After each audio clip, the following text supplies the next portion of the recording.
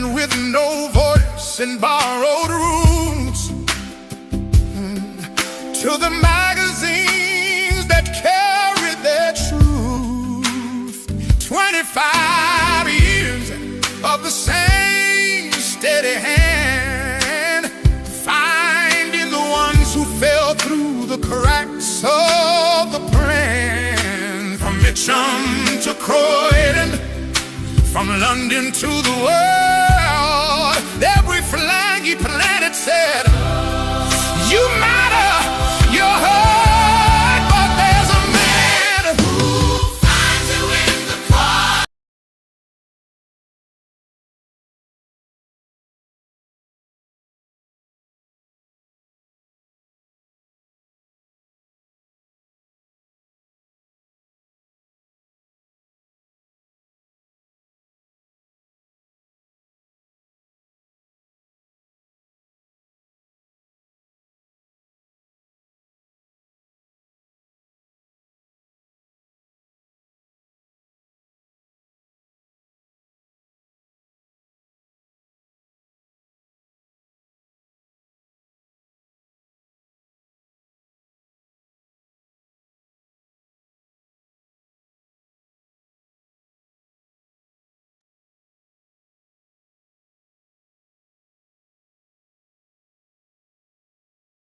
Okay, yeah, okay. So I was on mute.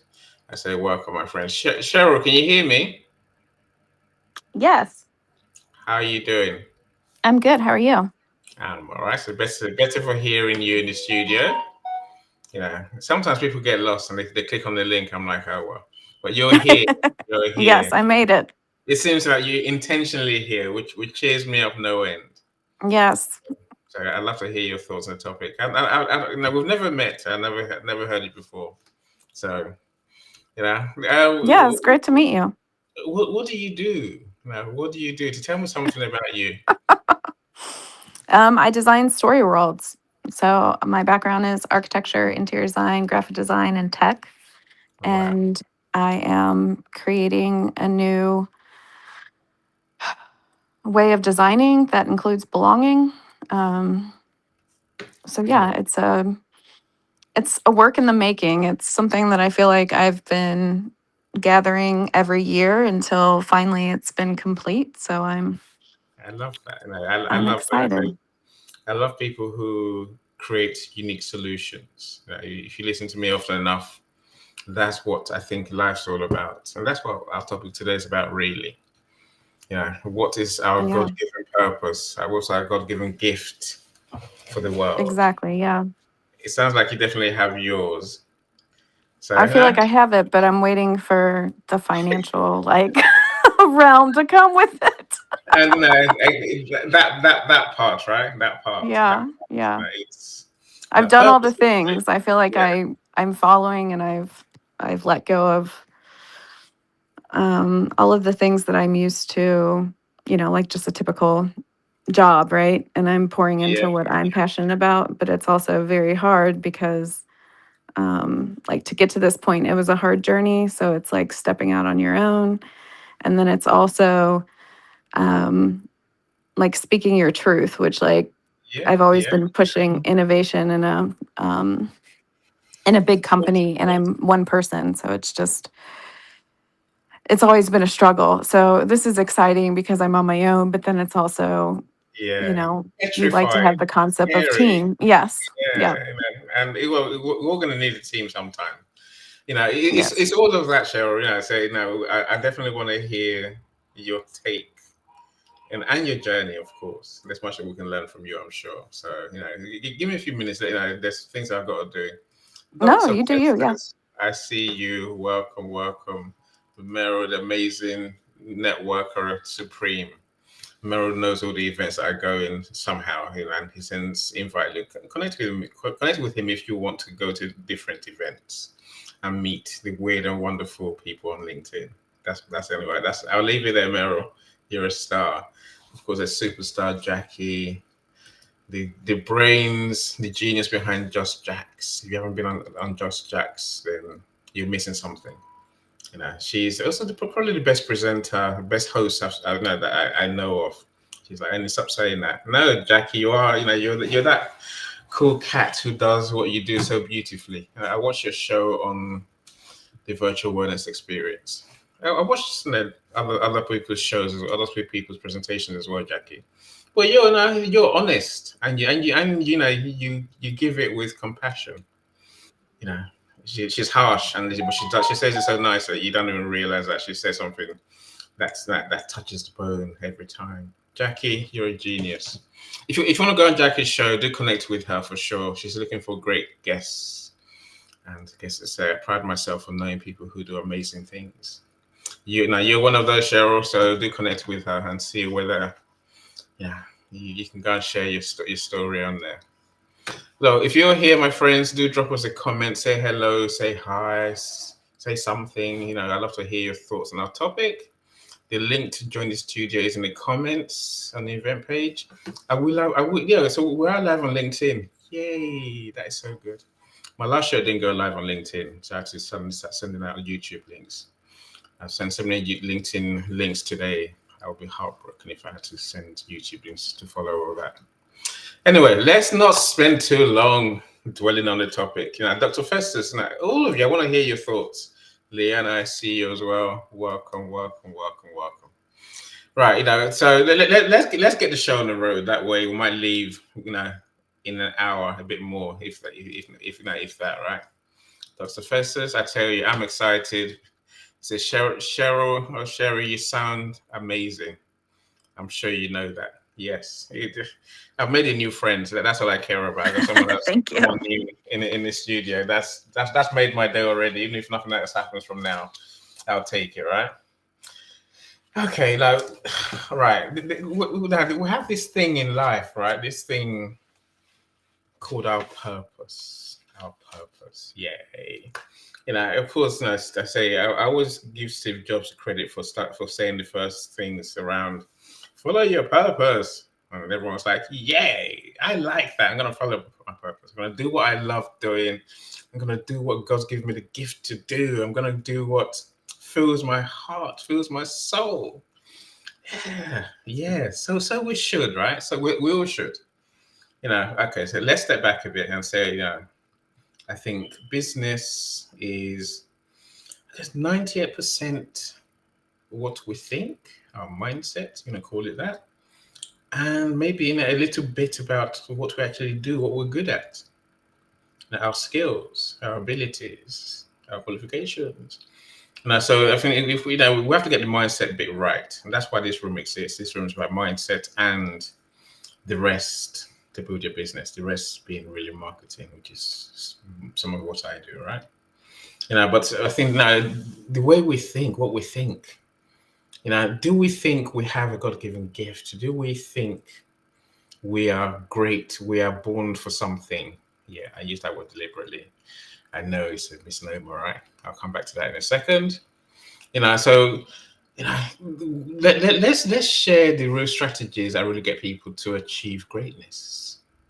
We are those people who achieve greatness, by the way, my friends. It's not other people, it's us. That's the joy of life, right? Dr. Roxana, I see you. Welcome, Nat. How you doing? To Barbara, I see you as well. Right, okay. So this purpose thing, look, I get it. Of course, I get it. I think we all get it. If we do what gives our heart joy, our soul joy, what gives us true happiness, what we enjoy doing, that we'll do it for free, our passion, then we'll be happier, we'll be wealthier, we'll be healthier. Everything just works when we follow our passion. Yeah. Them's the theory, right? So then it makes you have to think: are we born with that thing that we say is our passion, or do we get it another way? Do we find it? Like finding gems, in among sand and stone, right? Where does our passion come from? Of course, there are many more questions beyond that. As we sit here now, all of us have a passion, the thing that we love doing, the thing that we do so well, it's remarkable. The thing that is our unique gift to the world. Yeah. Was that thing your passion yesterday, last year, 10 years ago, 20 years ago?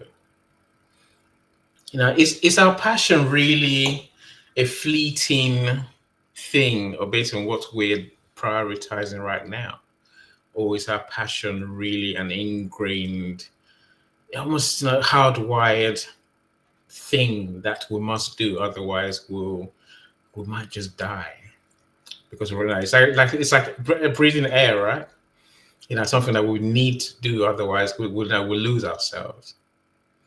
Yes. Is that what our passion really is? Which one? Is it, are we born with it? Is it something we acquire? Is it something we discover?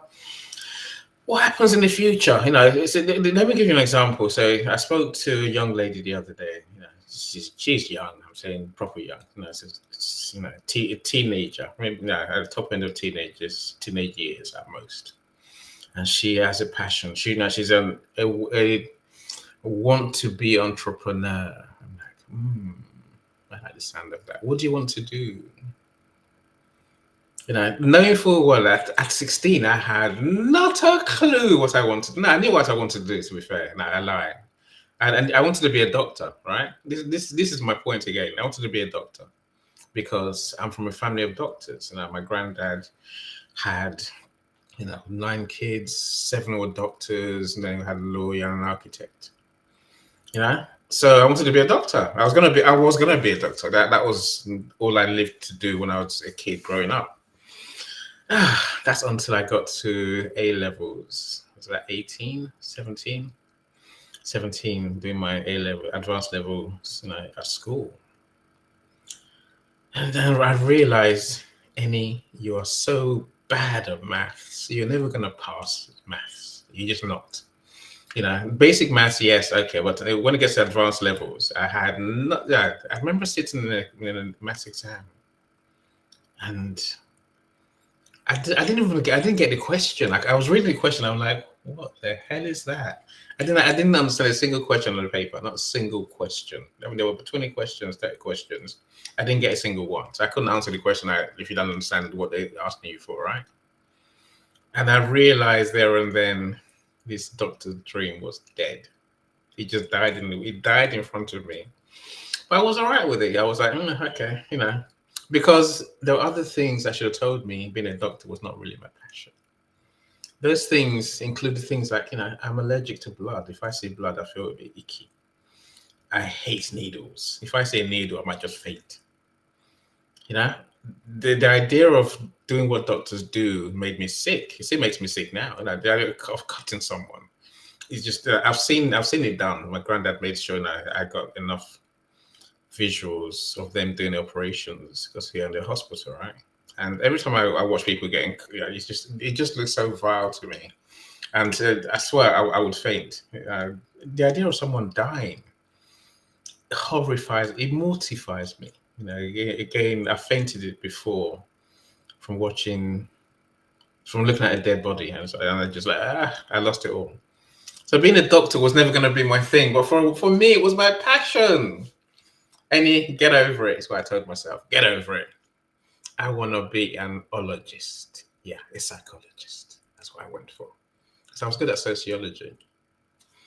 Again, I'm trying to paint a picture for you. Do we start with one thing that we must do through life? Otherwise, we've lost ourselves. We've given up our gift. Or does purpose work another way? Cheryl, you're the one on stage. You're the only one I can ask the question. Of course, those in the audience, I would love to know your thoughts. Type away quickly, please. Let me know some of your thoughts, right? What's this purpose thing? Where's it come from? What's your purpose? That's a question I want us to sort of discuss. I see my sister Annie is here. Welcome. So thank you so much for joining us. Annie just had a cataracts operation, so I appreciate that. You probably can't see much, but you are here. I do appreciate that totally. Cheryl, let me come back to you. Right. Hopefully I painted a picture enough for us to start the conversation. What say Yes. what say you? What's your passion? What's your purpose? think my purpose is to change the world. I like that. Okay. Yeah. How? Is there a how? Is it how fixed? Is it how defined or? The how is by belonging. So by connecting individuals and allowing them to remember like what it means to connect and what it means to like care about other people but yourself and um, see differently. I like that. So your purpose is not tied to your job role. It's not tied to what you do necessarily in terms of No, your I think work, your it's, I business. think it's, well, I, I'm in the process, so I don't know, but my goal is to be able to live out what I believe because then it's not as hard. Whereas before, you have a 9 to 5 and you have a certain expectation. I'm creative, so it comes when like I'm fully present. So I have to have mind, body, and soul in sync. And Mm. if I don't have that, then I can't flow. Instead, I perform, and then that's masking, and then that makes me exhausted, and then yeah, it's a big loop. Yeah. Yeah. I think you capture some of the complexities of my question today. Whew. I guess I think the reality is that Mr. Jobs was wrong. Like he follow your passion is the dumbest advice anyone can give anyone that we've ever had. Yet we'll have a generation of kids since then and to now who and adults who believe they must only work in roles that they love. They must only do things that they're passionate about. Hmm. You're Yeah. doomed if you do that. It's a red herring. Right. Yeah. I love for anyone to to tell me otherwise, right? Because I think like you said, Cheryl, you know, we can't just perform, and I think our passion is the thing we perform, the thing we do, the thing that we choose to do today. I say all this for a reason. I think our passion, our purpose is not something that we're born with, and I do mix passion and purpose together because they are one and the same. I don't think anyone's born, like I said earlier, to be anything. I don't think there's not one thing that will give us joy in our heart. There's not only one thing that God said, right? That's your thing. Cheryl, that's your thing. Professor Hmm. Roxana, yes, you're a math genius. God didn't say you're gonna be a math genius, otherwise you're doomed. And God didn't give you everything to be a master genius on day one, or did whoever your God is and saying well, there's universe. If I'm not even religious, but I believe there's a higher power than us that gives that makes things happen for us, right? So let's move away from the idea that we have a divine purpose that's fixed from birth to death. I don't think that's true. And I think our what we call our purpose has to evolve as we grow, as we evolve. I'm hoping, Cheryl, you'll agree that that's how you got to where you are today. It's been a journey. Yeah, I think it has to stay in motion. I agree with you. It's just hard because you learn habits along the way and then you have to unlearn them, and that's probably the hardest Yeah, because if you want to change, I mean, it's going to start in your mind. And uh, yeah, I think you're constantly evolving as along with everybody else evolving. So it's mm, definitely like a certain timing that has to, like if it's going to be a connection, for instance, it has to be at the exact right timing. Um, yeah. yeah. Again, I think it's a belief in the divine or the greater power that I guess helps us believe that things happen for a reason, right? At the right time, like you say, Cheryl. It's when we're ready that we get to meet the people who can help us to get to the next level. Right. I Yeah. truly believe that. I say those people might even have been in front of you forever. You just didn't see them in that way. Now, Dr. Marcia is an example of a genius that we all need, say, a Christian-based coach. You never know you need her until we're mature enough to actually be at the level to grow to the next level in our business, right? That's when you Mm-hmm. call Dr. Marcia. Now, Natalie, right? Let me see what Natalie says. Right. Now, she does. Natalie does ask, in what way do you want to change the world, Cheryl? Yeah, please go for it. Paint a picture. Yeah, phase one. No, just kidding. um, so it's mostly changing the narrative. It's being able to allow people to speak their mind and speak their truth, and people not being defensive. So being able to hear it, because I think everyone's on their own healing journey. That sometimes you're purposely kind of being triggered, but that's so that you can change that narrative and you can actually collaborate. I mean, I think all of it is going to come down to collaboration. I don't feel like we collaborate anymore. So I would say that I would want people to be able to be their true selves and to collaborate. But then you have to have the right pieces, meaning and this is where the teams come in, and this is where I believe in like the whole um, idea of work, where you're basically taking skill sets and you're partnering them together. And then you're tackling some of the biggest challenges in the world. If it's housing, if it's green space, if it's creating a new prototype to like allow people to see things from a different light, it's all those things. We have the technology. We have the tech and we have the ability. It's Yes. whether we have the mindset and the intention. I think, like all things, it's about what we're willing to put our efforts into. Right. Yeah, and that's that. I think that's what life becomes in the end, right? Sean, I see Sean in Guatemala. You don't get, I don't, Sean's in the audience. Sean, I need some of your input on this topic, right? You know, because Sean is an identity disruptor. So he talks about how you form, how we are the identity that we form or that we develop, that we nurture. That's what becomes of us, really. So I think this topic is, Sean, this topic is right. It's in your wheelhouse. Come and share with us, right? Yeah, but I think you raise a point, Cheryl. Of course you raise many points. When you talk about collaboration, for example, suddenly I think, does my purpose, is it only mine, or is it do other people have the same purpose? You know, I wonder. Mm. You know, I would love to know what anyone thinks, right? My superstar friend, Dr. Lisa, our menopause expert. Thank you for joining us. Cherry, you made it in the end. It's been a while, Cherry. Hello, hello, hello. It's been a long, long time, but I know you're a busy lady, so I shan't cry about it. I'm just grateful to see you today.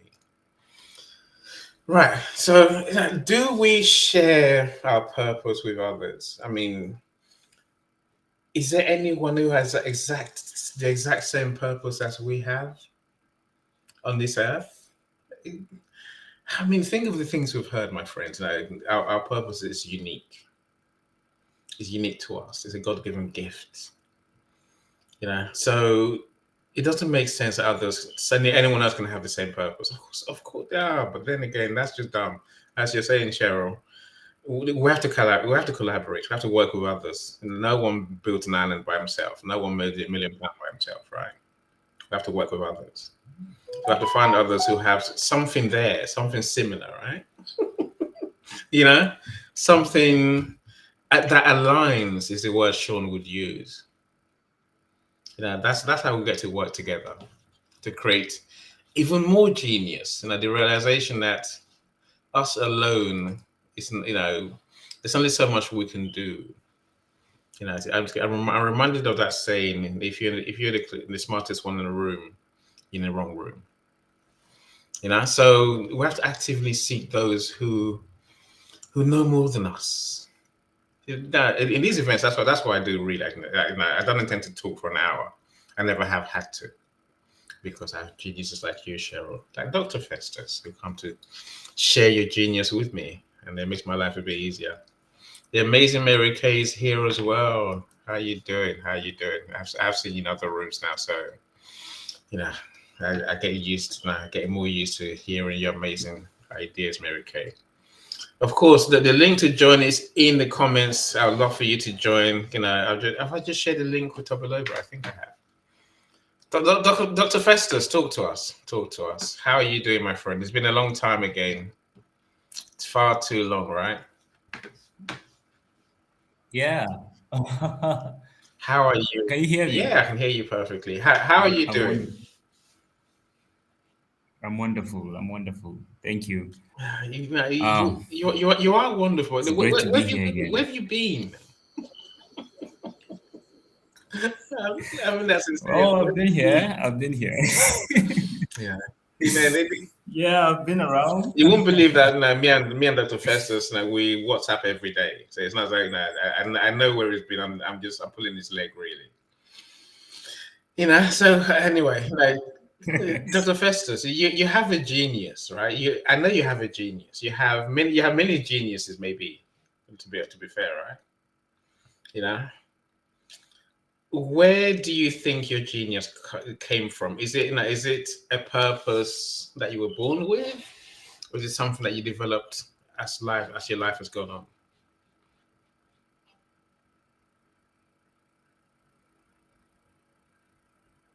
No. 3, 2, 1.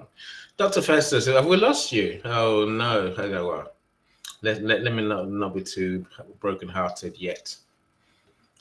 Hopefully he will come back again. He will come back, and everyone has such tremendous ability. Dr. Festus being one of those.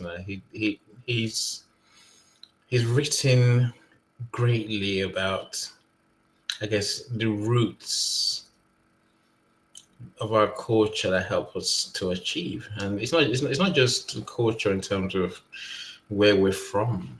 It's kind of culture in terms of who we are, really. Teams. It's the same thing you were talking about, similar to what you talked about, Cheryl. The relationships we build is what makes us in the end. And how do we nurture those relationships? How do we even start them? See, I'm yanking his leg because when he explains his vision, his knowledge, his foundations, and his toolkit, I'm like, wow, the world needs that. Even created a survey questionnaire, on electronic digital tool to help people to assess where they are on the key criteria. And they said, I'm going to do a workshop. I'm like, yes, bring it to the world. And then it just disappeared. It just stopped coming online. I'm like, damn, life is, what's happened? It's the first time I've seen him for months since he stopped or slowed down his engaging online. It kills me. It kills me. It kills me. Again, back to my question: if we have a purpose, surely we have to live it. Surely, even if that purpose is for a season, which it just may well be, we don't live it. What? Anyway, Cheryl, hopefully you understand my frustration for those who don't live their purpose. Now, for those who are Yeah, so because who don't live it. it's hard enough to find it and then to hold on to it and then maintain it. So, Exactly. yeah. Exactly that. Exactly that. I would be driven crazy if I didn't. I don't know. Okay, let me try and be sensible. Look, our purpose is not a God-given thing. Our purpose is the next thing that we're willing to put our energy into. I know I'm speaking about it as if it's a fleeting thing. But I guess no. I do have a belief that it's more about thinking like a craftsman. Think like an apprentice who wants to become a master craftsman or something. for your purpose is something that you're very good at, that you're uniquely able to do. Not only you can do it, but I'm saying, but you have a gift to do that thing. You're good at it. You do high quality work, high quality services, high quality creations. Call it what you like, right? So we must live and give the world that gift that we have. Sean, I will come to your questions, my friend. Sean says, purpose isn't a destination you arrive at. It is a person you're becoming. True. It's and that person keeps changing. Sean, when you put it like that, which I agree with, I'm sure. Dr. Festus and Cheryl, I'd love to know your thoughts on this. Really, this is a harder question, really, right? If it's something that's evolving, something that's always changing, why do we call it our purpose? It's not okay. It's not why do we call it our purpose. Our view, our definition of what our purpose looks like is screwed. It's wrong. Because the average person thinks my purpose is one thing and one thing only, and that's what I'm going to do forever. If I'm not doing it, I'm going to be unhappy, and I can't not do my purpose. If I'm not doing my purpose, then I'm not being successful. I'm not giving the world my gift, and blah blah blah. But Sean, inherently, I agree with you. Dr. Festus, you're back again. No, Nigeria internet is gonna beat us and flog us, Dr. Festus. Cheryl, now, are you agreeing with Sean? The purpose is a destination where arriving. It's not a destination. It's a fluid process. Yeah, it's definitely a fluid process, because sometimes you think you know what it is, and it turns out that's not the part of it that it really is. So it might be that you think you're really good at connecting people, but you're only really good at connecting like with deaf children and dogs. I don't know, but it's something that's even more specific. And I think that's where the evolution comes in, because people are put in your path, or like there's breadcrumbs all along the way. It's just choosing which ones are the ones for your betterment. But even if it's not, it's going to take you a different path to still get to that place. But it's more of a journey, I think. Yeah, no, I do like that. Again, I think at the very heart of this is the fact that I guess we perform our roles in business. We perform. I think, like you said earlier, Cheryl.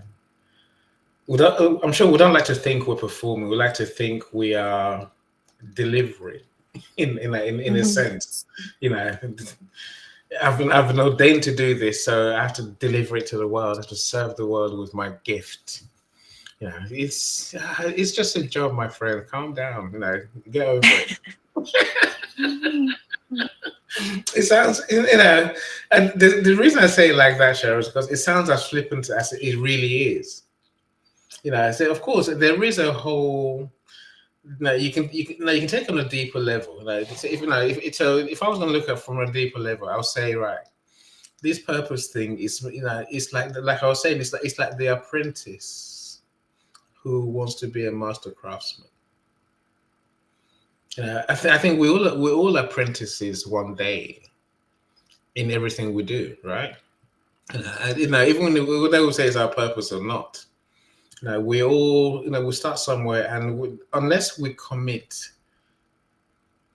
and are willing to do what it takes to learn and become the master craftsman in our trade, in our business, in our line of work, in our activity, we're never going to be, we don't see it as our purpose, really.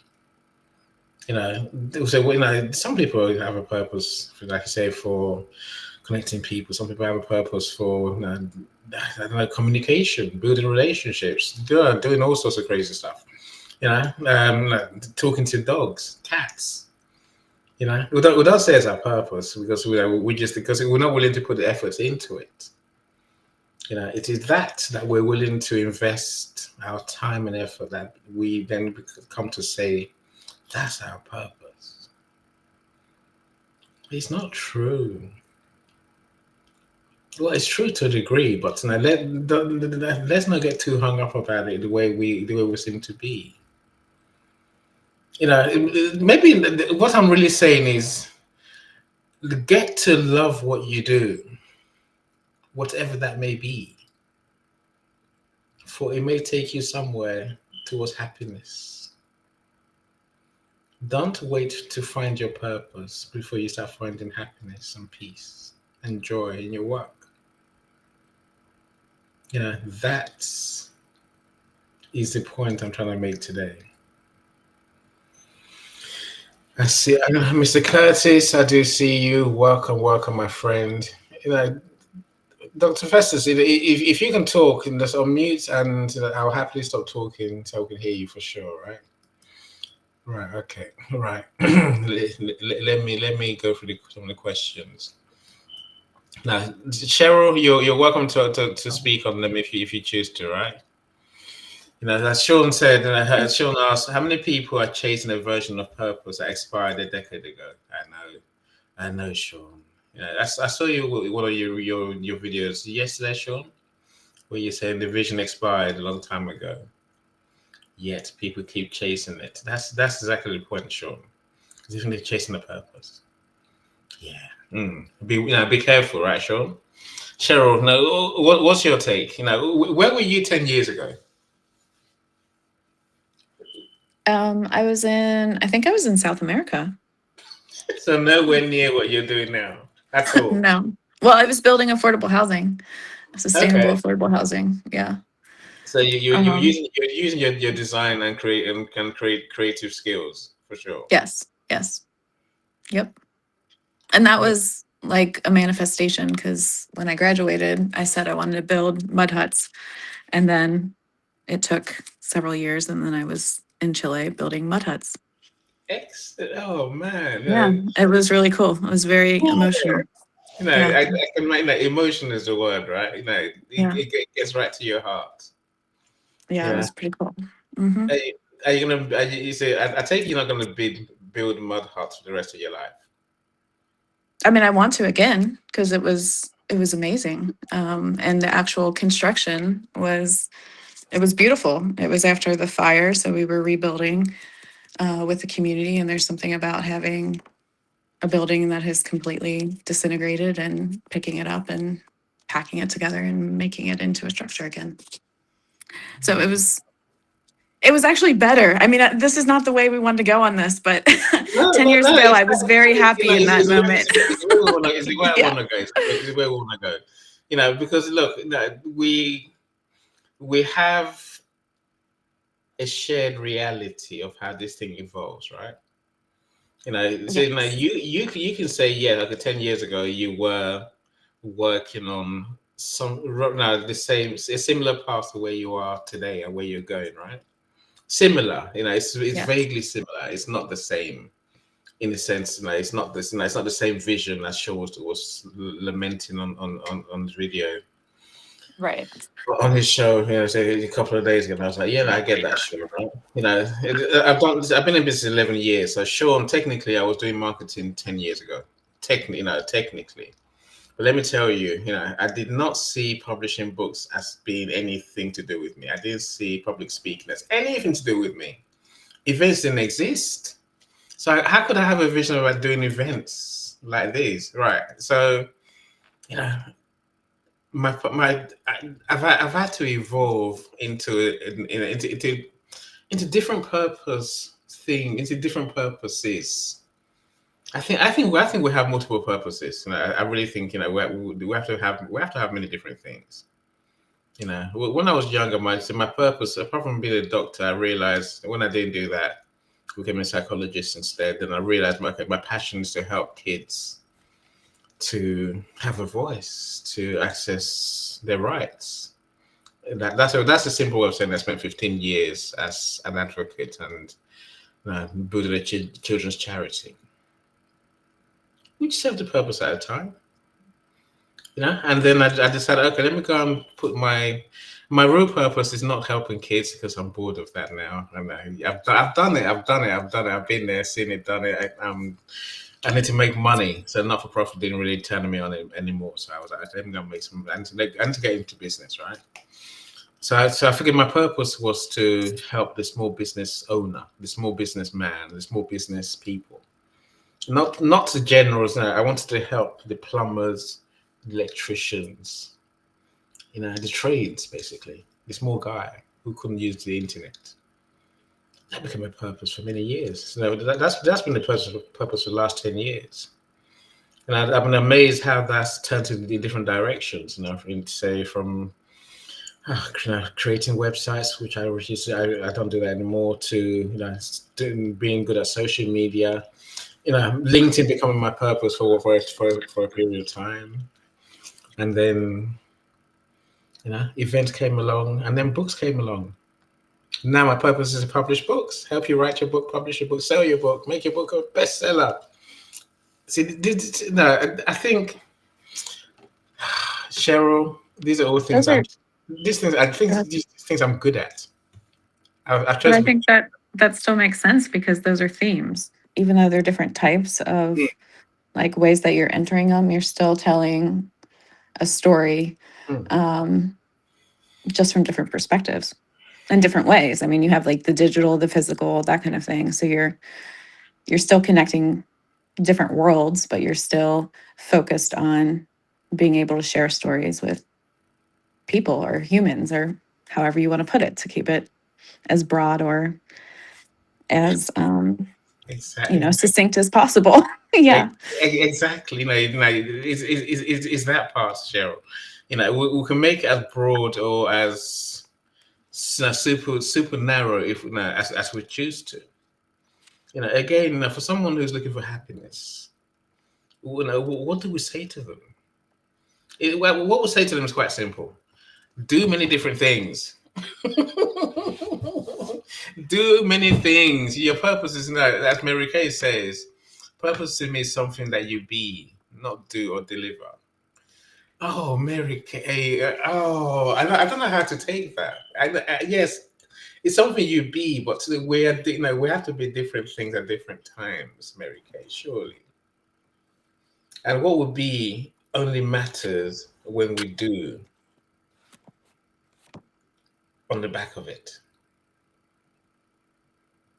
I can't say I'm a doctor and then don't do doctor stuff. I can't say my purpose is to publish books and then not publish books. I'm saying, we have to. Yes, it's our identity that the story we tell ourselves, as you just saying, Cheryl. But we actually have to take action and implement and do something with it for humanity's sake. I don't think we can just think and keep thinking about it and be inside and feel and not do. We have to do. We have to work on that bit which we're doing, but I don't think we're acknowledging that's what we're doing. I don't think we're telling others that's what we're doing, which is that the fact that we're forever on a journey somewhere, a journey to be something. That just means that we're on a journey to learn how to do something really well. And for that thing will change. Look, I've got kids. I've got a young lad who's 17. He wants to be a doctor. I'm like, yeah, okay, brilliant. Yes, okay. Of course, we're going to support you on that journey. Of course, we are. But if he comes back tomorrow and says, "Dad, I've changed my mind," I'll be like, "Yeah, good. Okay, what now? Let's roll with that instead." I can see him coming with something else. This is the point of our conversation, right? His real thing is martial arts. The day he came out with it, I was like, what? He doesn't think it's his thing because it doesn't intend to compete, but he does martial arts 7 days a week. He does jiu-jitsu, he does BJJ, and every day he's out, he's out training, out fighting, he's out training. I'm like, right, time to start competing, my little angel. And you're gonna start competing. He's like, I'm never gonna compete. I'm like, you might be the best in the world at what you do. He's like, no. I just frustrated father syndrome. That's his real purpose, but no one it doesn't want to accept it. So I'm kind of screwed, right? This is my confusion. This is my problem today. This is what I'm trying to clarify for us and everyone else, right? Hold on, right. Alavine, welcome. I haven't heard from you for such a long time. No, we're doing great. And I say I've got Cheryl on the stage, Dr. Festus, when his internet allows, which is intermittently, I dare say. But hopefully, he'll find himself and come back. But now Cheryl's here. Now she's brightening my day. I can just talk to Cheryl all day, and then but our time is going, right? Our time really is going. Okay, so Sean says, what if the problem isn't that you haven't found your purpose? What if the problem is that you've been trained to look in the wrong direction?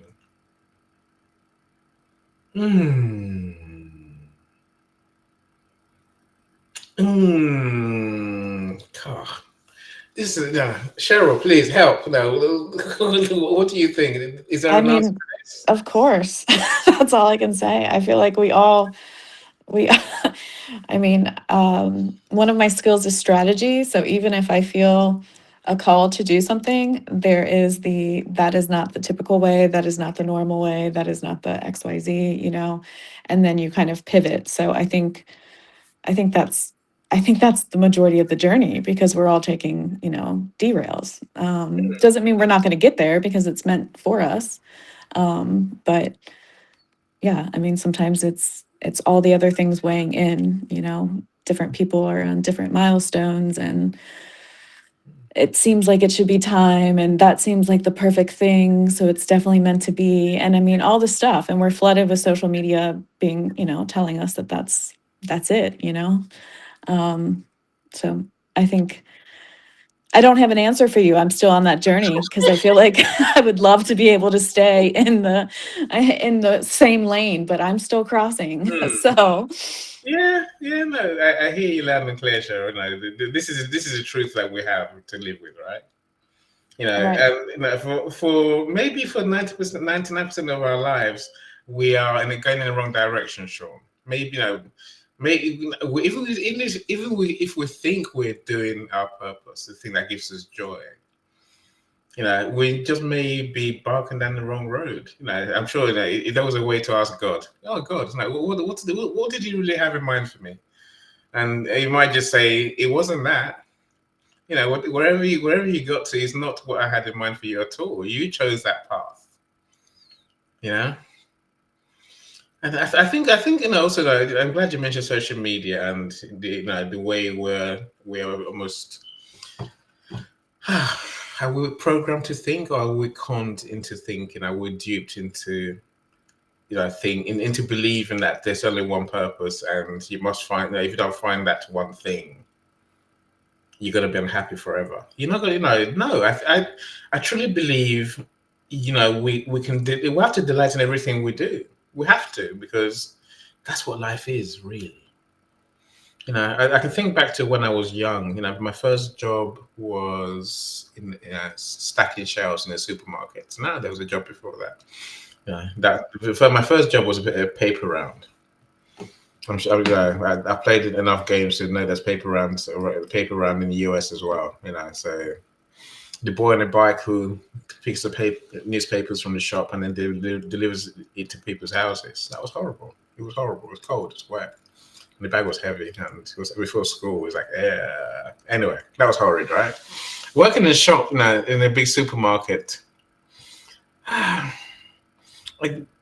guess when you're 16 and you have responsibilities, you have to somehow come to terms with it psychologically, and that's when you begin to think, "Oh, I like doing this. I was made to do this." And I think there's a moment you can see yourself doing this for the next 50 years, and then you get a bit scared, and you're like, "No, no, no," and the world saves you and say, "No, go to school. You have other options." So I left that job and as Saver Center, Slaver Center, that's what we called it at the time. And it was a decent job. I think then I went and I found right next door to this supermarket they were setting up, they were building a children's activity center. Like a play center with all the climbing frames and ball pits and blah, blah, blah that kids centers have. I never seen one before. When I was a kid, everything in Nigeria as a kid, you got a few choices. Dr. Festus will agree with me if he gets to speak, right? In Nigeria, everything is pretty simple. If you're a kid, you want to play, find a stick, find a stone, amuse yourself. If you want to create something good, if you don't want to know, you just want to amuse yourself, you do that, right? Of course, in the Western world, we have upgraded playthings. So I was amazed. So as I left the supermarket to go and work in that play center, yes, I wanted to be part of building it because I wanted to feel like I was doing something important, which I did. So after we built that, I guess I knew I had to find somewhere else to work. In between all of this, there was a time I think I did one of my first jobs was doing as a washer-upper in a restaurant. Let me tell you, my friends, I love that job. I love being a washer-upper. It was a posh restaurant. I loved it because you got free food, top dollar food. I didn't eat most of the top dollar stuff, because I couldn't stand, the idea of eating black squid and squid in black sauce was just like, no. Every day I think I had an omelette, and it was a posh omelette. It was a posh restaurant, and I was happy just to do the washing up and enjoy the food and make some friends as well. You can see how one's purpose then evolves, right? At the same time, whilst doing all of these things, I'm at school. I'm still doing my school stuff. And so that gives you a different focus. Your mind is in two places at once. Do I have two purpose? Do I want to do that? Do I want to do that? I think I began to really think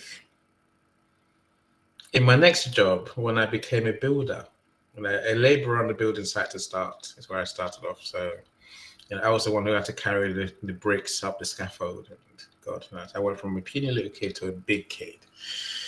As I am today, a big person. Someone outside the other day was like, "Oh, you're huge." I'm like, yeah, well, I laughed with him. His girlfriend was like, "Leave him alone." I'm like, no, he's not being impolite, because I looked in the mirror that morning. I was like, God, blimey, I'm big. Big in a good way. There's big and there's big in a good. I say literally, I'm quite happy with the size I've built since that time. We're talking 35 years ago, right? If not longer. So, when I joined the building company, I think there were 5 people there when I got there. Well, I was the youngest. I was 18, barely 18. But within a year and a half, I was number 2 in the company. I had a van, work van. I had jobs I had to do. I did. Yeah, here we go. So there's me thinking I want to be a builder, man, because I can do many things. I can knock things down. I can watch them create new stuff. Of course, I had no skills to create anything, but I could knock things down quite quick and clear them away. But my real skill was digging holes, drains. I love working on drains. I was a drain guy for the company. So when we had to dig 10 foot down, and it would get to it and dig that 10 foot and fill it back up afterwards. But then when you work in drains, Cheryl, something happens, right? I don't want to offend anyone. So, if you're eating, hold your eating for a second. See, when you work in drains, things that go in drains will come down the pipes when you're in a hole, digging a hole. That's the nature of working in drains. But still, I loved working in drains. I still, if I could do it now, I would. Was that my real purpose in life? I wonder.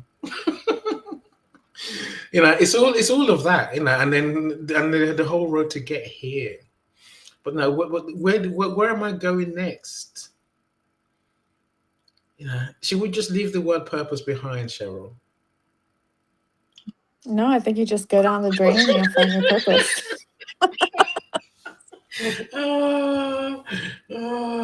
Okay, all right. No, if you serve someone, then that's all right, right?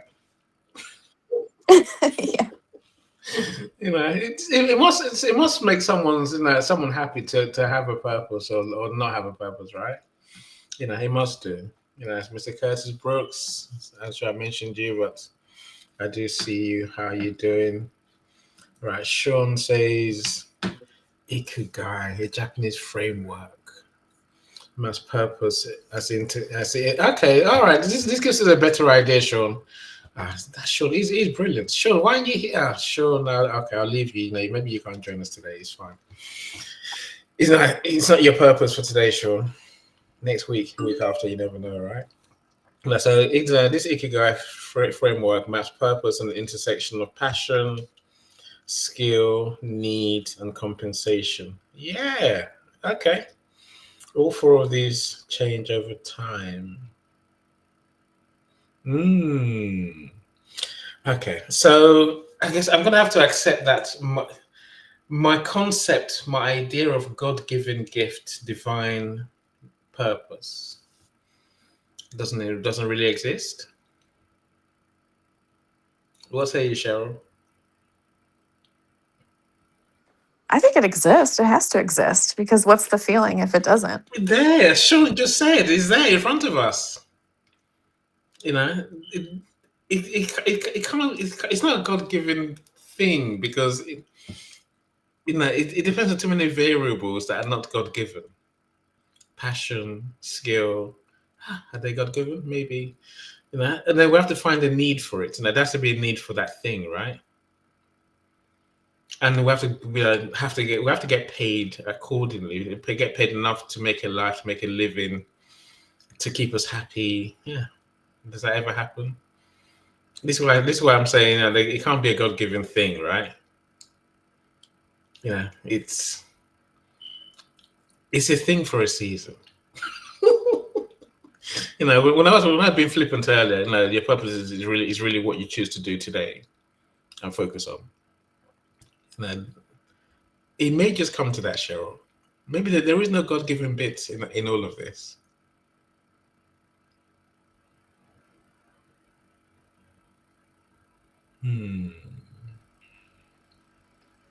I wonder. Go on, Cheryl, please. Cheryl, don't mute yourself. Well, I think Go on, please. I'm trying to I'm trying to think how I feel about it, but I feel like there's still. I mean, the passion is connected with your drive and is connected with what we're supposed to do.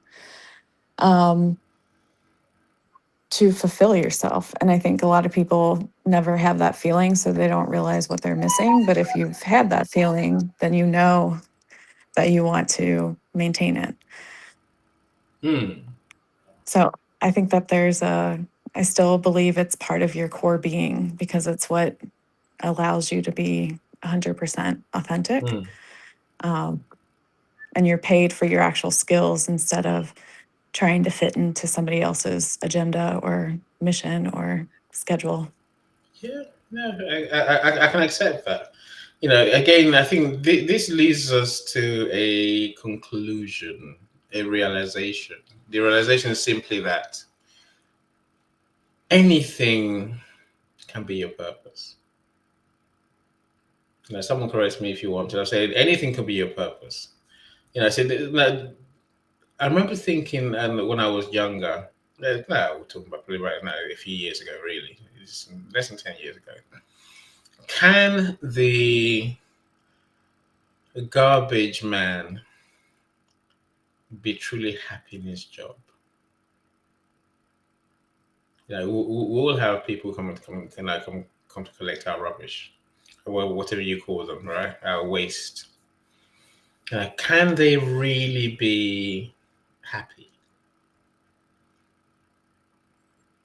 And I realized, of course they can. They have to be happy. It's whether what you're doing aligns with you, aligns with your passion to serve people. And if you're good at it, and look, rubbish people, they get paid a lot of money. Let's be sure, right? They get paid well. it's not the most glamorous job, but they're doing something that we all need. So I figured now the bin man he's probably the happiest person in the world because he gets to work, you know, the hours that are relatively free. They get to work in nature, get to work outside. They're constantly moving, so their health is not, they're not like us sitting down and getting having unhealthy habits, as you mentioned earlier, Cheryl. And they start early and go home early every day. Lucky if they work 5 days a week, and they get paid more than many get paid more than we do in our business. I'm saying, of course, they're happy. I think it's the glamour side that we're judging people by. That's my personal thoughts. Again, Cheryl, what say you? Is your bin man happy? Is your garbage man a happy soul, or is he a miserable soul? Absolutely. My mom gives them like bread when they come and Christmas presents and And all kinds of stuff. 100%. So they're very happy.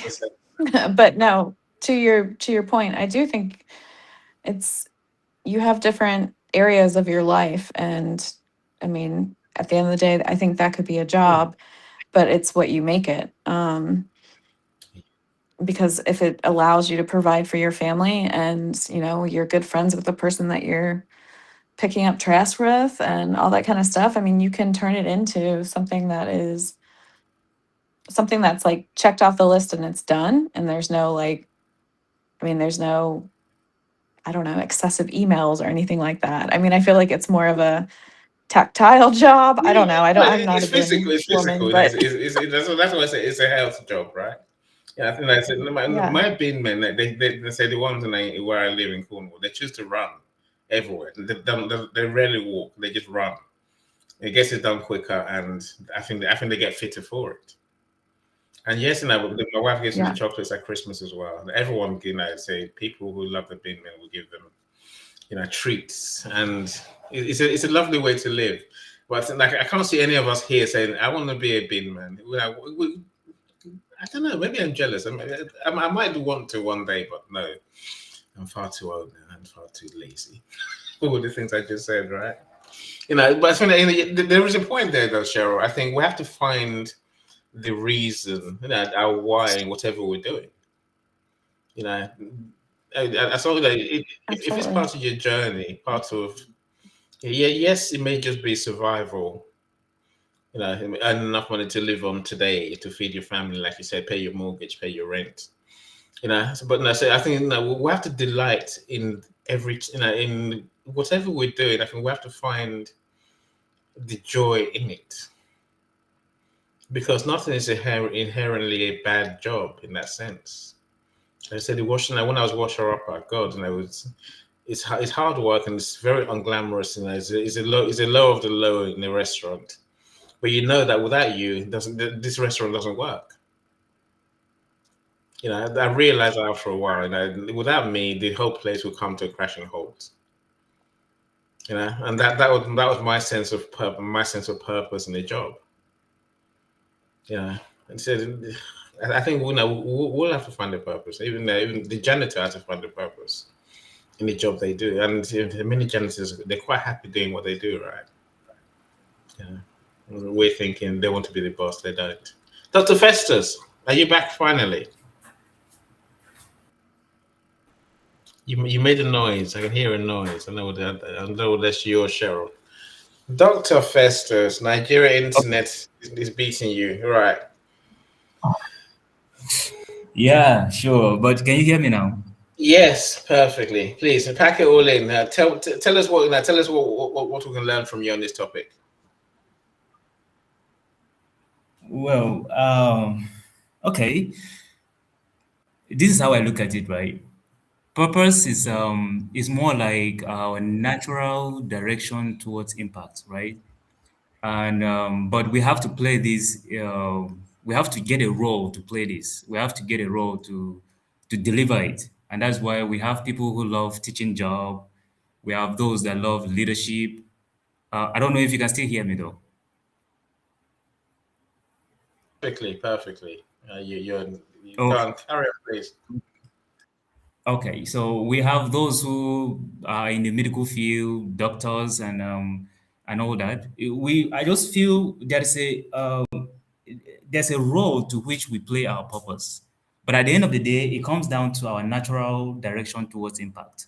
What is this, what that particular thing that you feel if you do, it's going to have impact on others and that gives you joy, that becomes your purpose. Because if you look at it now, almost everything we do in life boils down to one thing. We are making impact in some way. And that to me is just the purpose uh, of our being here. And again, here's the thing: those that feel or those that are not happy with their job might likely be the people that have not connected the job to impact. So they look at it as something they do for the paycheck. And if you're doing anything for just the paycheck, we all get familiar with things. And I think the biggest problem we have as humans is getting to this point where we become so familiar with what we have that we don't get to appreciate it anymore. So if you are doing it for a paycheck, you get to this point where you become so familiar with that paycheck that it has no value, adds no value to you again. But if you're doing it for the impact, maybe there's something connected to the job that is really giving you joy, it tends to stay longer. So why we think purpose is changing is the fact that our awareness and understanding of purpose is evolving as we get older. But the fact is that impact that we're driven towards, it never changes. It has always been like that. That's how I look at it. So that's my take though. It was worth waiting for, my friend. Seriously. You've helped me paint a picture. I think we can go take that away, Dr. Festus, and and live with joy. I mean that sincerely. I truly think. Look, it is. I think it is that impact that we seek, that we desire. We'll want to feel like we're having an impact in the world. I think it links somewhat to what I was saying earlier. As a washer-upper, I felt supremely important, even though it was the lowest paid job in the restaurant. If you in case you're wondering, what did any earn as a washer-upper? We are talking many years ago. I'll show my age, right? I think I got paid £1.50 an hour. So what's that in US money today? $2 an hour. If you do the maths, no, Americans will say math, right? If you just do the numbers, you figure that it probably cost me more to get to work every week than I earned. But I would not say, but I love the job because, like I say, without me, the restaurant wouldn't have worked. There would nothing works without. Business works without the janitor, without the cleaner. You can't open for health and safety reasons. But like you say, does the janitor really see their role as that? Those who do will have joy in their heart. That's the essence of purpose, right? And like you say, how we deliver that impact, it doesn't change, or how we deliver the impact changes, but wanting that impact does not change. I think what that impact is also changes, right? Again, I tend to think with Maslow's hierarchy of needs, where there comes many days, if not every day, if not many months, that we ask ourselves, am I being as great as I can be? Am I having the most impact I can have on this planet, in this world, in this lifetime? That's where you find even those who are successful, those who are living their purpose, become unhappy, become depressed because they think, no, they know in their heart they could do more. They could serve more, maybe earn more. And then suddenly the successful job that we see on the outside becomes to them like a prison. And then you say, go and start your own business. You can impact more people. Use your genius. Go on. And then you're like, oh, no, Cheryl, this is you and me, right? Go on, go and do your thing. And then we beat ourselves up for years and thinking, I'm not doing what I want. It's not the way I thought it would be. No, look, to be fair, no, I love being my own boss. Thank you. And I think, maybe for us entrepreneurs, the joy is in having that impact on people and also having the freedom to choose, freedom to decide our day. And I'm not saying no. Look, no, we're all slaves. I talked to a friend of mine a couple of days ago, and we agree the truth. Many of us entrepreneurs, we swap being a slave to our boss to being a slave to our customers. You can, of course, you can be more like me, more like Sean, for example, and say and be that person who says, no one shall ruin my feeling to my emotion ever. If the customer is unhappy, I'll fix the problem. I'm not going to take it on board and become upset and become self-critical and self-hating. We can review and learn. That's different to those who castigate themselves. I'm a terrible person because I didn't do that. No, I didn't do that because I didn't do that. And an example. Someone messaged me earlier today. He's like, "We were meant to meet today," and I was like, I looked at my diary. I'm like, "No, we're meeting tomorrow." He said, "You met my diary for tomorrow at 2:00." He's like, "Well, it's strange. I haven't got anything in my diary, in my diary for tomorrow." I'm like, "It's in my diary. What can I say?" It's not ignorance. It's just being comfortable with yourself and your choices and your decisions, and also believing in a divine. If it was meant to be, maybe if he's right, I would just chalk it down to, what, we're not meant to meet. I can either reschedule it or I can say, right, God didn't want this to me. That's how this happened. It wasn't intentional on my part, that's for sure. So I'm not going to beat myself up. I'll move on. Cheryl, I wonder, what's your take on what Dr. Festus's idea? Purpose is really about, wanting to have that impact. Oh, definitely. I think it's the impact, but I also think he was hitting on the fact that you have to have multiple different people that are looking through different lenses that have different skill sets in order to actually make that impact. For sure. Because it's the bigger collective. I mean, every person has to have their lane, but it also has to be diverse enough that you're coming up with something that is innovative for multiple people and not just a certain demographic or culture. Yeah, I like that. I'm really, and the more you talk about that, Cheryl, the more I realize there is something to this collaboration thing that you are now working on or bringing to the world.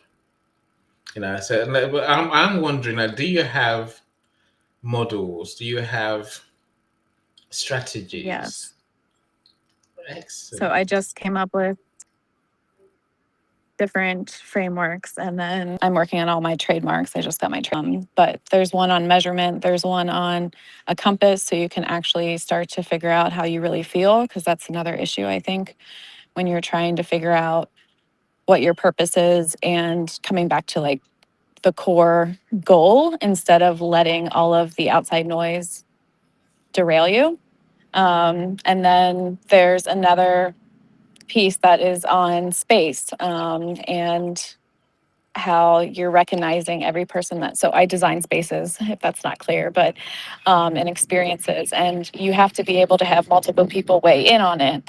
So right now I'm trying to flip the model where I am working for all boards or nonprofits, but I'm bringing my full self. And the goal is, I also have my own business, so that's keeping me afloat right now. But the goal is that we've kind of turned into a society where everybody just wants to take and take and take, or put it on your resume or put it on LinkedIn or whatever. But nobody's tagging like the entire group of people that have created, if it's a new theme park or a new building or something like that, it's always one lens. And then it actually makes us really exhausted because everybody has to hire social media or somebody that knows social media to tell, in my mind, a fictitious story that if that was all part of the collaboration in the beginning, that element is handled and it's done by somebody that has that skill set. So you're not running around, oh, I have to post this, oh, I have to like that, oh, I have to, I don't know. Sometimes it's even disconnected in the actual organization. It's, not the full story. So I think the collaboration piece is very important because we don't do anything alone. And it's also, that's what some of the younger generation, you get burnt out because you're not recognized. And so part of it is how do you make that a system that, I mean, we're already doing the hashtag and all of that stuff. So I'm doing 2 test pilots right now. But how do you keep the conversation going after a conference? How do you keep the conversation going after an event? How do you start to spark different questions? And I'm not saying it's taking off, but I think that it should. It's not doing that. I I agree think it 100% should. with you. It should. They were Yeah, amazing. They were because amazing. it makes it more like you're part of something and that you're actually, you know, participating. And even if you are showing up in different capacities, it should be recognized. Instead, I got to a point, and this is before I was on my own, where I felt like everybody was saying the same thing in a different spin. And it was just making me like exhausted because it's like none of that is the true story. I mean, almost every story is going to have 7 to 9 lenses. So it's like, and that's what my framework does. It takes the different lenses. It allows you to like have your place, but it also allows when you collaborate, all of the contracts, everything is in place before so that we know what the voice is. We know what we're talking about. We know, we even talk about the issues because I think the more that we can be honest, the more people can learn from us. And then the more we can all collaborate better. Because the first time it's going to suck. I mean, it's just how it is. We're not used to it, like we've kind of, I think there's a moment where after 2019, we just, everybody was kind of scared and it turned into every person for themselves. And it's like, how do you break that? So. No, I think you've hit on a problem that has been there forever. It wasn't better before COVID. It was equally rubbish then. If people gave credit to those who are part of making it happen, so that's the bit I like. That's the bit I think is is super valuable for everyone. Like I say, everyone, our work, our creations, our solutions, our activities, the things that we've contributed to, will be out there in the world. In terms for what I do in terms of books, even events like this, everything is a collaboration. I say I rarely do anything by myself apart from when I'm publishing a book, just doing a layout. I say, but I still need my, say the editor. I still need a couple of designers to do stuff, and they all get tagged. If you want to put it that way.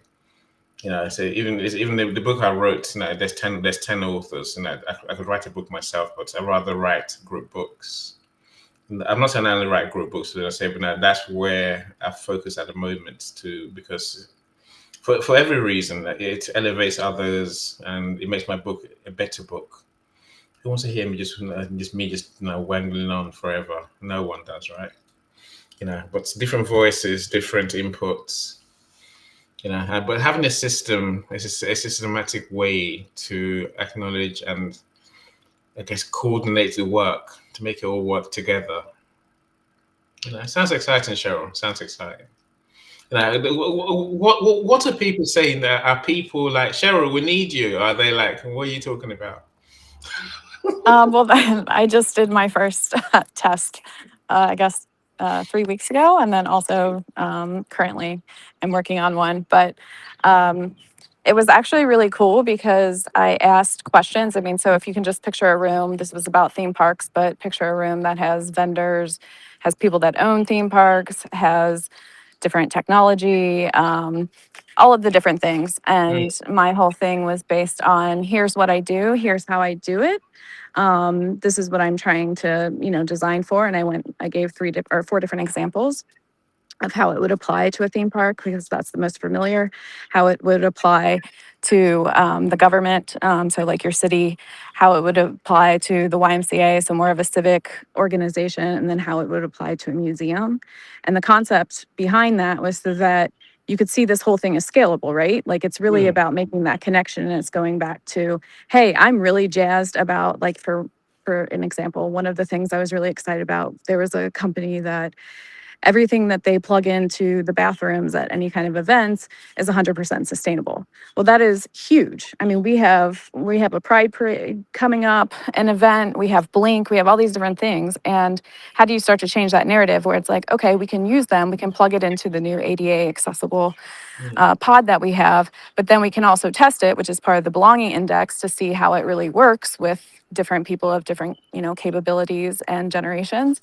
And then we're also telling that story, and we're actually like giving back to, our earth, and we're doing good. And like there's a way um of like following that trail. I wouldn't have met those people if they weren't at the seminar, and it was just how do you tell that story? So that's what I'm in the works about. So I did like a quick mock-up just after hearing them of like a 1950s woman who's going into the bathroom. It's like, oh my gosh, this is the most amazing experience ever because it's completely stocked, it's completely sustainable, and it's great. And like that's something in design that we don't always talk about is the bathrooms, right? That's part of the touch point. So I think just connecting those kind of things and being able to continue to have collaborations where just because you sell carpet doesn't mean I have to use you as a carpet vendor. Like there's all different ways of pushing carpet, LVT,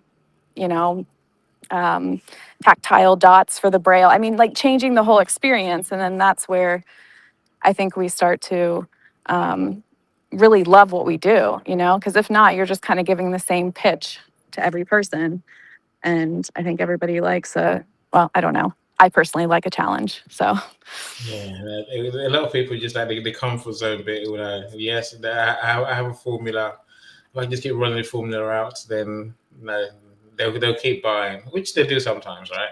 But right. look, I am I feel genuinely blown away that one that you've come on stage today, but two that you actually think this stuff in your head.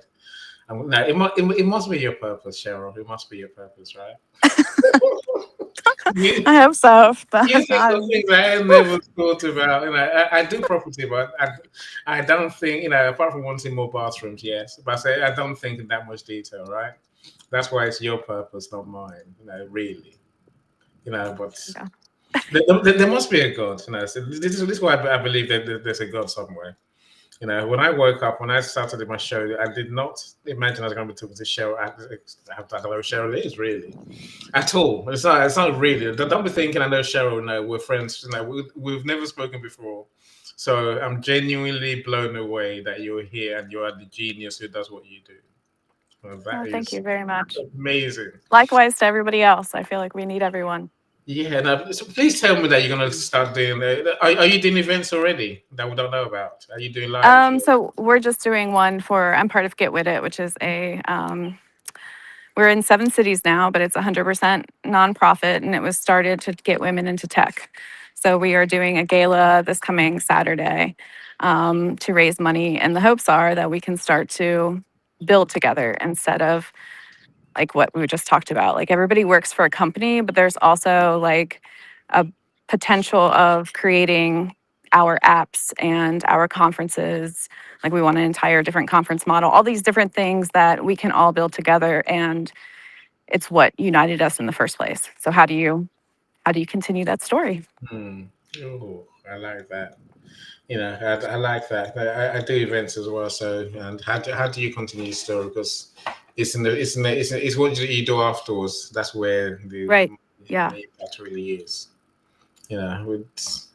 Hopefully, now we do get to meet Cheryl, and I get to know more about what you do. And my friends do connect with Cheryl. I say I'll try and tag her in the in the thank you post. If you can leave a comment, Cheryl, then I can see your name properly, and then not get your Okay. not get you wrong when I try and tag you. Let me see if I can. I feel like I'm terrible at this. I'm sorry, guys. I didn't even know I was on stage, so let's be honest. That's why I gently coached you at the beginning, say, Cheryl, Oh are you my sure you want to gosh. be here? Oh, You know you're on jeez. stage, right? I had no clue. Oh my gosh. I'm sorry. No, people do this all the time. So Oh, people it's come on the stage, hilarious.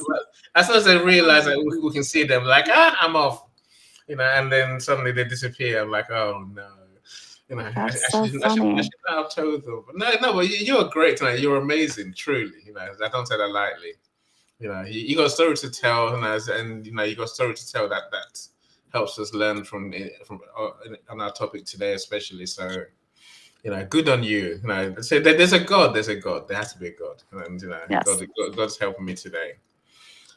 Linda, say thank you so much for being here. Linda was on my show earlier.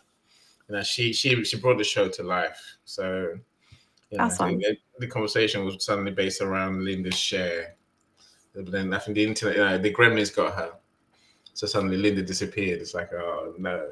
That was Linda. It can happen, right? It can happen Yeah. when you tech, for sure.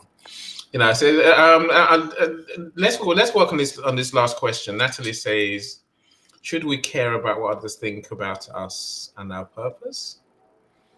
Or do others genuinely care for our gain? Or are we all in the same rat race? Oh, the many way to answer that. I'll come back to that in a second. So Sean says, the essence of our purpose may be fixed. The expression almost certainly evolves. It's a lesson to learn, Sean. It's a lesson to learn, right? I guess, and so that's just a way to me of saying, you got to try different things to arrive at the goal you want to arrive at. Maybe that goal is the impact that Dr. Fessus talked about. That's the purpose, but the how changes. Let's not beat ourselves up. When we have to pivot, change, do something else. Very often it might look like something entirely unrelated, but deep down, as Cheryl said earlier, you can find a theme if you look hard enough, and if you can expand your mind to think, laterally, you can find a theme amongst the things that you do. I see Africa's AI aunties here as well. How you doing, Shades? Long time. So finding joy, even in all the moments of figuring it out, definitely makes a difference to these purpose finding experiences. I agree with you. 100%. Again, I think that's a thing that we will take away today. And let's enjoy the journey. And I'm sure we've all heard that. The journey is an important thing. It's not the destination doesn't really matter, because once we get there, we'll start another journey anyway, right? And as long as we are becoming, that's what the journey really is, right? Becoming, and then we can have the impact on the journey. We can learn how to have the impact. We can have the impact on the journey. And then if we have to change, we change, right? Now, let's embrace whatever we're doing. And maybe equally importantly, whatever we're doing, put all yourself into it. That's one thing I've learned. Love what you do and do what you do with all you have. I say that because even from my simplistic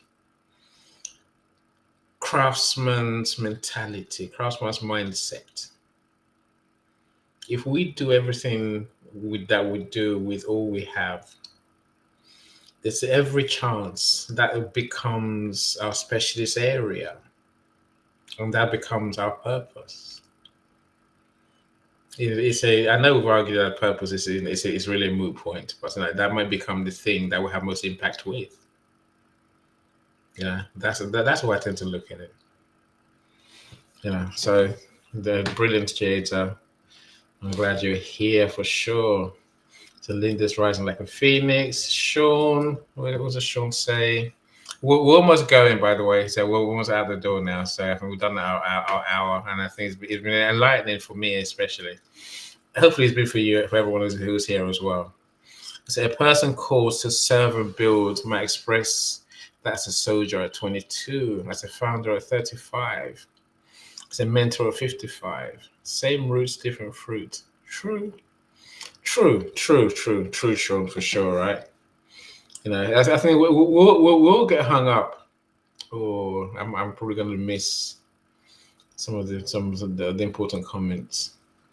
Why aren't you allowed to be on stage, Alavine? You know, you've been on stage many times before. Yes, we'll talk. We'll talk. Nikki, I didn't see you before. How you doing? Glad you're here.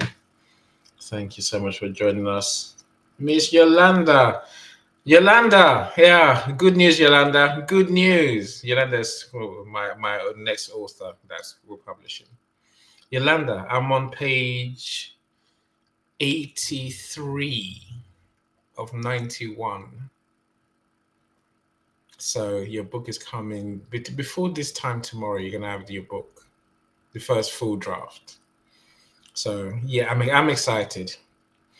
You know, it's hard work, but you know, we got this far, Yolanda. You know, so I want to publish this book in the next couple of weeks. So but we have to go through the process, and then eventually we'll get it out.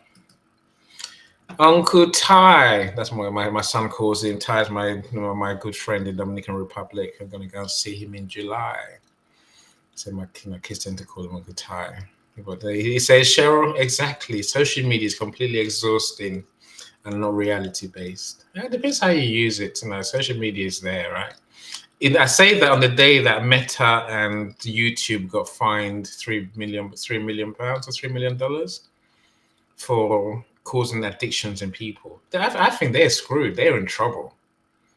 If they get found guilty, which they're not, if they got found guilty of causing addiction deliberately with their tools and their tech, right? I'm saying, you know, how many people can sue them? You know, class lawsuits are going to be coming out of everywhere. Yeah, I don't know how they're going to survive. And I can't. No, things have to change. How can things really change? You wonder. But you know, that was Mark Zuckerberg's purpose in life. That was their purpose in life, right? Create these technologies for us, and then it becomes a corrupt, you know, manipulative platform. They all are. You know, I say that because, you know, I think all of us here will be heartbroken if what we think is our purpose, what we work so hard to get good at, to be passionate about, what we built our lives around, our identity around, suddenly becomes harmful to people who use it in a different kind of way to what we intended. You know, this could happen to any of us. This is our reality, right?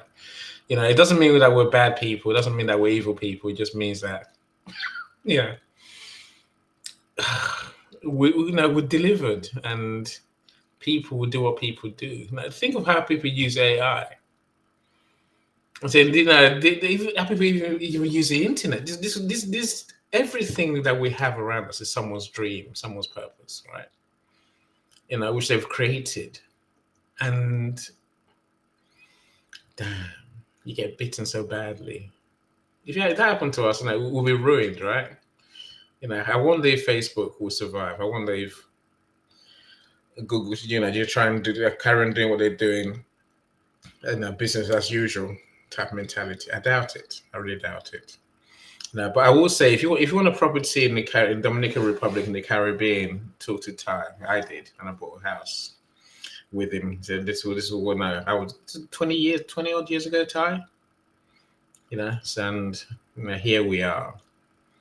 You know, he has got a YouTube channel, and he does get new properties every day on that platform. You know, Dominican Republic is a beautiful place. If you haven't been there, Jackie, I'm sure you know. I was in Jackie's show recently. She knows all about Dominican Republic, as she would, because she's traveled. She's just about travel primarily, right? travel and compassion and being good people with impact, right? Anyway, I'll leave you and Sean to argue about who's older. It's fine. I'm a dinosaur. You don't say. Is that what that diagram was, right? I can take it. It's fine. I'm old. What can I say, right? Honestly, my friends, this is truly amazing. I say, you made my day as always, Cheryl. Now, should we care what people think about our purpose? Now, do you care what people think I mean, about I you? did, and now I don't. Excellent, excellent. But I definitely did because it's hard because you lose a lot of people along the way. Hmm, hmm. But I also think you have to stay open because you'll gain and attract the right people. It's just hard in the in between. Yeah, And I'm in the in between right now, just so you know. I think definitely on the journey, to our Right. purpose, we're always we're in that in between. I mean, I could ask, do we ever actually get there? Do we ever actually achieve what Maslow talks about, that true self-actualization, where we're as I think great? that's the goal, though, right? I mean, that's part of my quest is that Yes, if you can bring everyone to at least the belonging stage, we still mm, have two more yeah. ladders to climb to get up there. But the goal is that I think once you experience something that you haven't experienced, the hope is ignited for you to keep going. But if you stay if basic needs for so long and you're in survival, you don't got a chance. I mean, it's just really hard. No, you need the Cheryl. No, I think 100% you're right. Of course you are, right? I remember someone said to me that I was talking to my financial advisor again last week. We have a yearly meeting, and I'm like, "Oh, Alan, I'm gonna have to work on growth." He's like, "Any? Why?" I'm like, "Because I want to do bigger things, right? I want to serve more, earn more, and build more, and just be more." And get now do now the sacrifice now be as good as I can as good as I can be and have as much impact as I can on this earth before I die, right? And for a moment there, he had me thinking, there's no need. After a while, you just give up and you settle for okay. I've done okay so far. I've done well so Yeah. far. That's enough for me.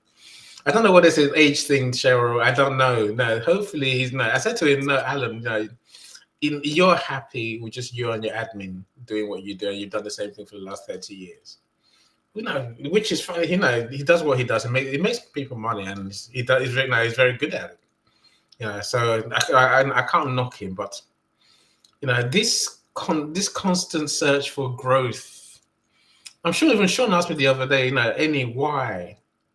You can't just keep growing and growing and growing, can't you? I'm sure you can. Don't we have a Oh, duty to do so? 100%. No, what do we, Cheryl? I I mean, don't know. I I don't think think you you and I can do. answer. You, I you think you think do, but you have to push yourself because I mean, I love to paint and I stopped painting for years. Now I'm painting again. But you have to make time for those moments or you lose them. so? It's true. Look, we can speak now, Cheryl. We can be young and aspirational, and maybe I don't know. I don't know how old you are, So, but we're young at heart, and I feel one day I hope we don't get caught by our real age that says, right, enough of that. You've done enough. Relax. Put your feet up. And maybe I say all that because I think when I was a kid, I probably died. Really, I don't mean physically dead. See, my whole mission in life when I was a kid, despite all the things I've done since, was simply go to school, get a degree, become a person. You know, like what HR does today, right? In my day, it was called personnel. So you looked after employees and companies, right? There's a big flaw of these personnel people who they did created policies and training and so on and so forth to make the employees happy and productive. You know, and then I thought if I can get into that personnel job, I can just retire after 50 years and die. That was my plan. That was all I wanted to do. So mentally, I was like, yeah, I just that would do me. Yeah, and then when I finished my degree, suddenly there was no personnel. It became human resource management, HR. That corrupt profession of, you know, they didn't know. I realized that, we're corrupt because we're trying to manage people for the organization, not for the people. That's why I ran off and said, no, I'm not doing that. I'm going to do something else. Yeah, here I am as a business psychologist instead. Anyway, no, right. Oh, do I care what people think of me and what I do? Of course, and I want people. We all want people to like us. That's just the truth. We want people to, to celebrate us. Of course we do. But frankly, it doesn't matter to me. Like I say, I'm ignorant enough or self-confident enough to live in my little bubble in my head. As long as I'm happy and I'm having that impact, I'll take it. As long as I'm serving and I'm making people's lives better, I will take it. I will. But most of what I do, people don't see because it's done at night anyway, right? So I don't rely on everyone to cheer for me. It helps that people want to pay me, of course. So I keep creating things that bring people joy. But if someone doesn't like what I do, no, I don't care. Really. It's not even a thank you, no thanks. It's you talk to yourself. I'm gone. Look, I've enjoyed myself more than I'd have for a long time on this show.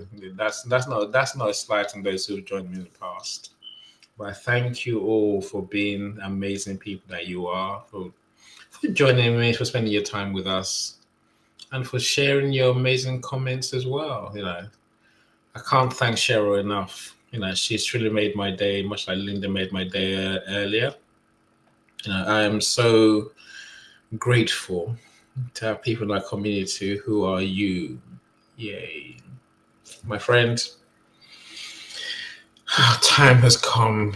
Look, I do want to talk about this. I'll make your first 10K monthly business masterclass. It is on Tuesday coming up. It's just less than a week now. So again, one of my purpose today is showing people the realities and the steps to transform their lives. I would love to have you or someone as the person that we took from where they are to where they want to be, to this life of serving more. Because that's the only way you're going to earn more. That Christina and I figured there are essentially 3 steps to earning big money. We want to teach you that in the masterclass on Tuesday. It's a two and a half hour masterclass on Tuesday evening. And then so we're basically going to show you how to create offers that people want and how to attract the people that you exist to serve and how to convert them on repeat in the numbers that will achieve your earnings targets, your earnings goals. 10K in business is eminently doable. So I've seen Christina train people and work with, people that in the community, people that you see every day, but you don't know how successful they are because they are, and many of them are thanks to Christina. So there's chance for us to learn from her how to truly create a business that makes revenue on repeat, and from there just grows. That's what the masterclass is about. Scan the QR code. If not, watch the replay and scan the code. Go and get your ticket. I was like, I always say, I'm gonna DM all of you anyway, because I'm gonna start sending DMs out. This seems too good an opportunity not to let everyone know and have a chance to get a ticket to join, right? Go get your ticket, my friends. I'd love to be part of your journey. To go from where we are to where we want to be, to live our true purpose to a bigger audience. That's what this masterclass is all about. Look, I thank you so much. I thank you all. Natalie, you're a superstar as always. It's brilliant. It's truly brilliant. When it's enough. Natalie says, when it's enough. Enough is enough when you say, I'm done. Only you can quit. Only you can bring it to an end, right? All of us, have we done enough? I think so. That's what the question I asked myself, again, reference Maslow's idea of we have to aim for self-actualization. And then obviously add those versus idea we want to have impact. Have we impacted the world in a good way? Yes. Are we happy with the impact we've had? That we've had? No, I'm clearly not. That's why I'm still working. That's what I'm doing, right? I suppose. Look, my enough is legacy. I want, Cheryl said it earlier. We are part of things, but we don't get our name linked to that thing. We don't know. We're not given the credit we deserve. Whether it's in business, whether it's in part of, even the project we work on. Often the books we write, those who write group books, and don't credit their co-authors. Apart from letting the co-author say, "Oh, I'm a co-author." No, give them credit. Now, put the name on the cover of the book, for example. Put the name on Amazon to make them the stars. That I say that's a way to elevate people. But I'm not there yet at all. Nat. I want to elevate. I want to truly transform lives. That's what I'm here for. When I went into business 10 years ago, 11 years ago, and I said, I want to make people famous. We'll make you famous. That's where I came from, right? I want to make someone a household name. But I know as soon as you do that for someone, you want to do it for more people. Because suddenly you have the formula, you have the experience, you have the ability, you have the know-how. That's why I do what I do every day. I say, I'm just getting started, my friends. You see, I'm just getting started. Even though I've got less than 50 years to live, but hey, what can I do in the next few years, right? What can I do? And what can I do, and how much can I truly create an impact and a legacy for my children and my family and their children? That's what drives me every day. That's when I've done something close, okay, Nat, let's make it simple. When I have more than 10 million in the bank, then I'll say, okay, fine. My kids and their kids can begin to have a legacy built on granddad's achievements. Call it that, right? That's what I work towards. So 10 million, I'll be happy. You want to donate 10 million, my friends? Just hit me up. Let's talk there. I'll take it off your hands without asking twice, right? And then I'll probably begin to wind down. I can't say I'll go away forever, but I'm saying that's the idea. That's how I see it. What's your enough, Nat? So I'd love to know, but we can talk later. My friends, I've kept you more than long enough. Look, do enjoy your evening. Bill, I see you. Thanks for joining us always. It does say, all these things here, right? It does say Jackie, happy hump day. Is it a happy, what's happy hump day? Oh, God help me. I have no idea. No idea, Bill. Anyway, thank you so much, everyone. Thank you, thank you, thank you. You know, I want to say thank you especially to Mike for creating these amazing songs for us. You know, and for I can't thank him enough. You know, is it little things, Mike? Is it attention to detail? Is it research you do in the background? You know, there's words in this song that you wrote for me, which takes me back to my childhood every time I hear it. My childhood wasn't that long. All right, my friends, look, enjoy. We're back here again in 2 weeks' time, but more importantly, at this, this hour, your first 10K month in business, masterclass. Do I want to put a link in the comments? I think I do, but I can't find the link. Where is the link? No.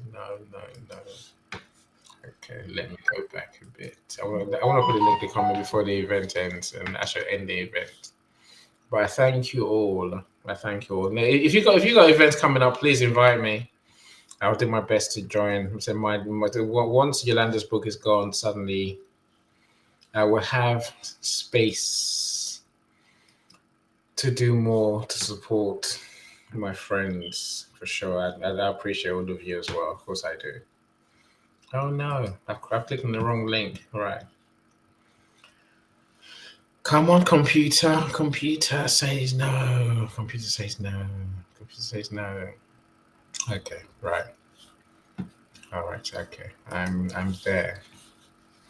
So let me say this is the link to the event page. No, that's the wrong link. That's the management link. I don't want to manage the event page. I want to have the audience link.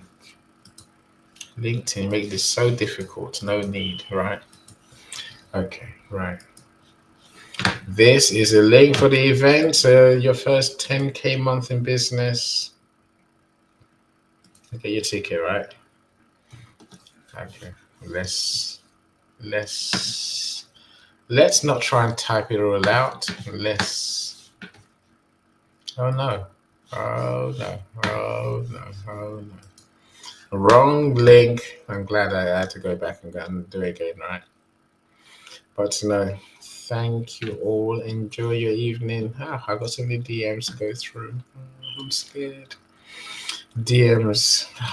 You know when you look at your DMs, you think I'm gonna be at least an hour and a half. Trying to work my way through this. Okay, your first 10K month in business. Buy your ticket now.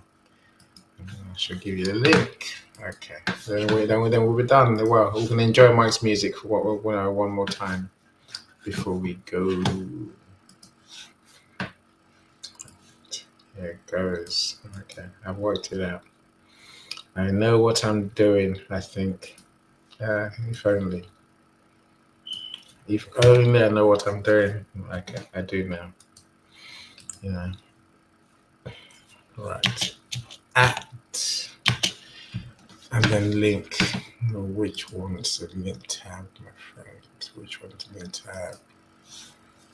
Yeah, so this one is the link tab.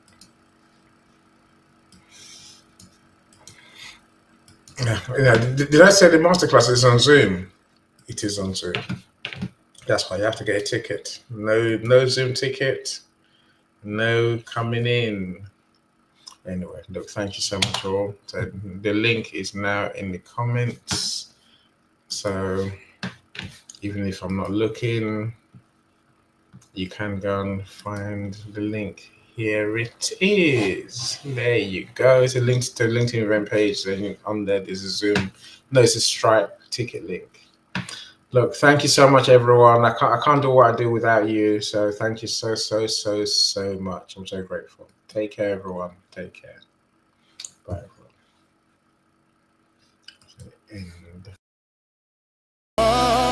And he sees you. He sees you. He sees you. Oh,